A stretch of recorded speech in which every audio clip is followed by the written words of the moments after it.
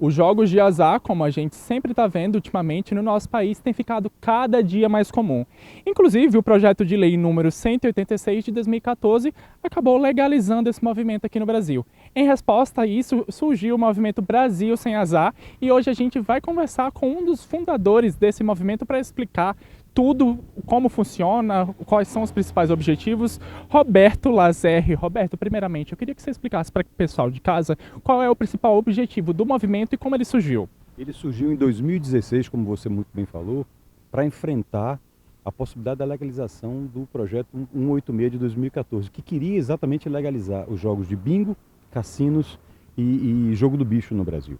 Então nós criamos esse grupo, é um grupo, né, que tem uma série está em uma série de estados, pelo menos 16 estados nós temos o Grupo Brasil, Movimento Brasil Sem Azar, e o objetivo nosso qual é? De fazer com que a população tenha consciência que os jogos de azar não atraem absolutamente nada de bom para a população.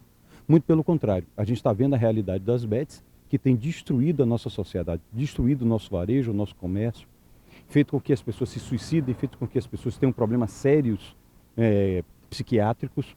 As pessoas hoje estão passando por uma dificuldade muito grande por superendividamento, a violência doméstica está aumentando por conta das bets, é o jogo de azar. Né? E agora, infelizmente, estão querendo legalizar os jogos de azar físicos, os cassinos, bingos e jogo do bicho físico.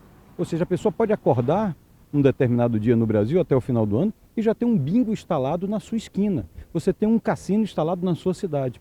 Isso só vai fazer piorar muito e muito e muito a realidade do jogo de azar que a gente já enfrenta, que é a questão das bets. Inclusive, dentro do Congresso Nacional, existem vários projetos que estão tentando diminuir os impactos das bets, diminuir esse impacto que é extremamente prejudicial.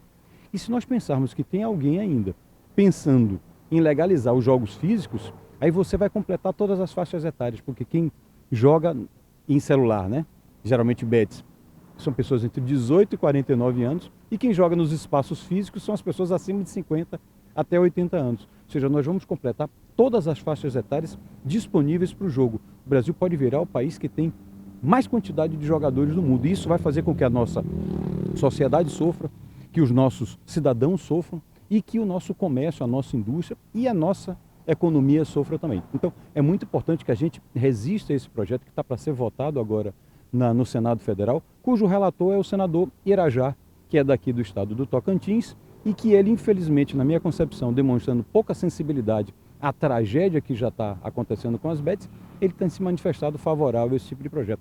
E esse tipo de projeto ele não pode ser considerado bom, porque, na verdade, se você for olhar a lei, o texto da lei das bets, era tudo muito maravilhoso, a lei era maravilhosa, mas nada disso está sendo colocado em prática. A mesma coisa do projeto dos cassinos e bingos físicos. A lei é muito maravilhosa, parece que vai dar tudo certo, mas na verdade nada vai dar certo porque o Brasil não tem capacidade de fiscalização e controle e o SUS também não suporta a quantidade de ludopatas. Esse movimento, né, principalmente, né, e se vier a legalização dos jogos físicos, né, nos cassinos, pode impactar diretamente a saúde e a segurança pública, né? O senhor pode explicar como esses setores seriam pressionados caso o jogo fosse legalizado? A questão da saúde é uma questão muito óbvia, porque na verdade onde se legaliza o jogo de azar, onde o jogo de azar é legalizado, entre 1 e 3% da população fica ludopata, ou seja, passa a ser ludopata, viciado em jogo de azar. Se você for colocar uma conta rápida no Brasil, a gente vai ter entre 2,5 milhões a 7 milhões de ludopatas. O SUS já é uma instituição, apesar de boa, mas é sucateada. A gente já vive um problema sério da nossa saúde pública. E se você colocar, imagine, mais 7 milhões de dependentes do SUS, como é que a gente vai sobreviver? Então, é um impacto direto na questão da saúde pública. A questão da segurança pública, eu vou dar um exemplo muito claro. Las Vegas é a meca do jogo de azar no mundo. Todo mundo conhece Las Vegas como um centro de jogo de azar. Lá em Las Vegas, todos os itens, todos os estudos feitos mostram que crimes como fraude, furto, invasão de domicílio, roubo de carros, tudo isso aumenta. E isso por quê? Porque, na verdade, esse tipo de crime, ele é atraído pelo dinheiro. E onde circula muito dinheiro, onde tem jogo de azar, automaticamente esses crimes aumentam. Além disso, aí é que está o pior da história. É a questão da lavagem de dinheiro, da evasão de receita, da sonegação fiscal, que vem diretamente com o jogo de azar. Quem falou isso? A Procuradoria-Geral da República, a Polícia Federal, o Ministério Público Federal, ou seja, as instituições que vão fiscalizar e controlar o jogo de azar estão dizendo que o Brasil não tem capacidade de ter jogo de azar. Como é que nós vamos legalizar uma situação como essa? É uma contradição que o Brasil não pode mais aceitar. A população tem que se insurgir contra isso, porque na verdade quem colocar o seu dedo na aprovação desse projeto, na minha concepção, é um dedo de sangue, né? É um dedo das pessoas que vão estar sofrendo, seja por que motivo for, ou na questão da segurança pública, ou na questão da saúde, ou até mesmo na questão do suicídio, que é uma coisa que está acontecendo demais por conta dos jogos de azar. Diante desse cenário, né, vem o movimento Brasil Sem Azar, né? Que alternativas o movimento aí propõe para evitar esses danos sociais sem recorrer à legalização como uma solução econômica? Quais são as nossas estratégias principais? As nossas estratégias são ir em cada capital do Brasil, em cada cidade do Brasil, mostrando o quanto o jogo é perigoso, mostrando à sociedade o quanto o jogo é perigoso. E aí você diz, quais são as suas sugestões para que isso seja resolvido sem a legalização, sem a regulamentação? É colocar a lei para funcionar.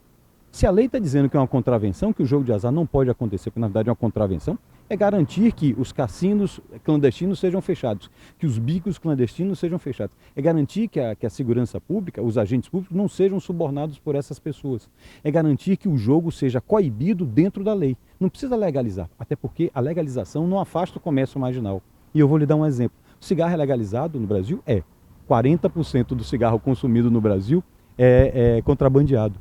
Ou seja, mostra que a legalização de qualquer tipo de atividade ou qualquer tipo de matéria automaticamente não afasta o comércio ilegal. Assim vai ser também com o jogo de azar. Então vai sobreviver o jogo legal e o jogo ilegal. E aí o Brasil está numa situação muito complicada.